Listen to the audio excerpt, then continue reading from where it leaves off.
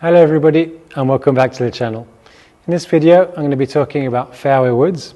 I hit the 6 most popular brands I have in my fitting centre and I'm going to share the results with you today. So let's dive in.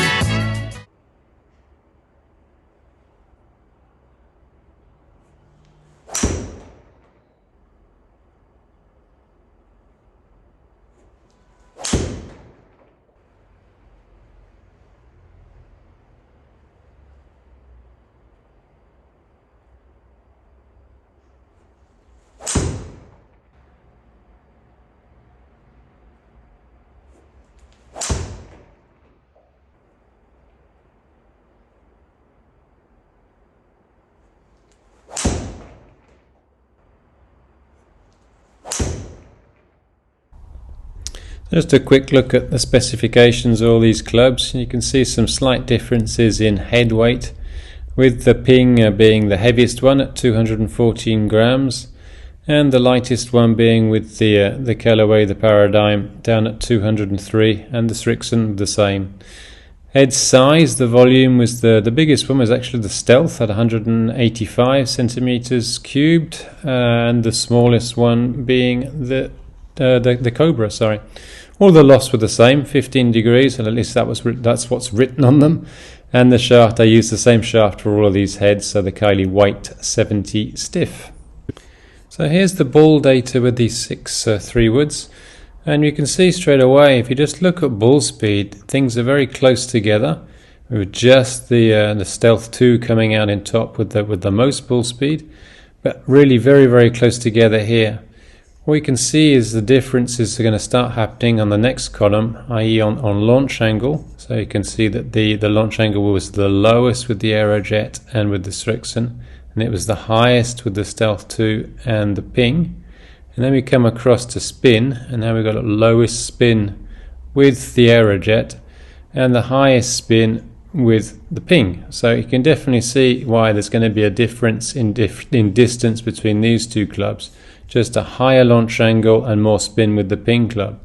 So we were looking for someone who needs to get a little bit of help to get the ball in the air. You could definitely be going towards Ping. And in the opposite, if you're looking at somebody who tends to generate a little bit too much spin and too much height, we could be looking at the Cobra one. But I think you dig a little bit deeper into all of this, what I liked with the Stealth 2 was actually the standard deviation. You can see there's very little difference between all of these shots, and that's what basically we're looking for, is regularity. So even if it's a little bit shorter, the Stealth 2 was definitely the most consistent as far as trajectory is concerned. Otherwise, just looking at distance, you could say the Aerojet and the Callaway Paradigm were the longest ones, and the other one's pretty much the same. There's just a little bit of difference between the ones that just spin a little bit more. So yet again, if you're looking for control, you definitely want a little bit more spin. If you're looking for distance, you want a little bit less. So there's pretty much something for everyone in this on this table here. So we dig a little bit deeper into this, we're going to start seeing why these trajectories were different. And first of all, we can see that the Cobra was really the one that had the least dynamic loft, and that's obviously why it's going the lowest. It's also why it's creating the best efficiency. So obviously less loft, that ball's going to be going off quicker.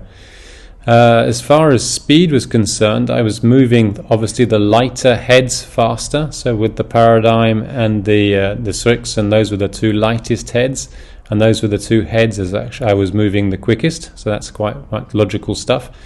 And well, the Ping one was the heaviest one, so that was one of the ones I was moving the slowest. So completely logical stuff there. Also, if we go on to the dynamic loft, as I say, Cobra obviously being the lowest, but you can see how much difference there is here. I've almost got 7 degrees of difference between the Cobra and the Ping at impact.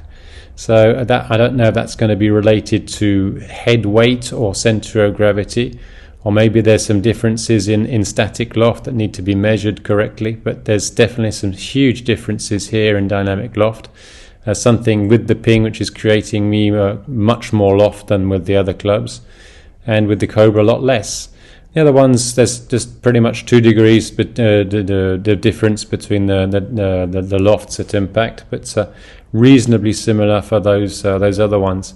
You can also see, actually, just it's interesting that maybe the head weight was creating more shaft droop with the ping as well, so the flatter lie at impact.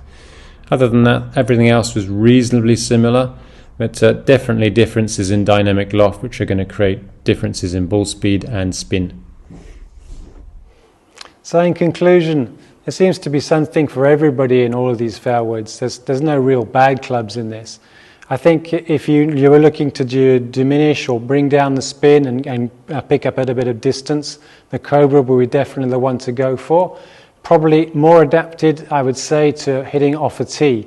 As a real fairway wood, that might be just a little bit low and not enough spin, or unless you have a lot of speed. The easiest ones to play, I think, were definitely Callaway and TaylorMade. Both quite big heads, quite flat, with the centre of gravity quite low and back, pretty easy to play with. The ping is also quite reassuring when you have the club behind the ball, with it being a little bit flatter, a little bit more compact. You sort of feel that the balls are the same height as the club. As far as looks concerned, Titleist and Srixon are really good looking golf clubs for me. Very neutral sort of heads. And the Srixon, I was quite impressed with the feel as well, and but basically the overall performance of that club.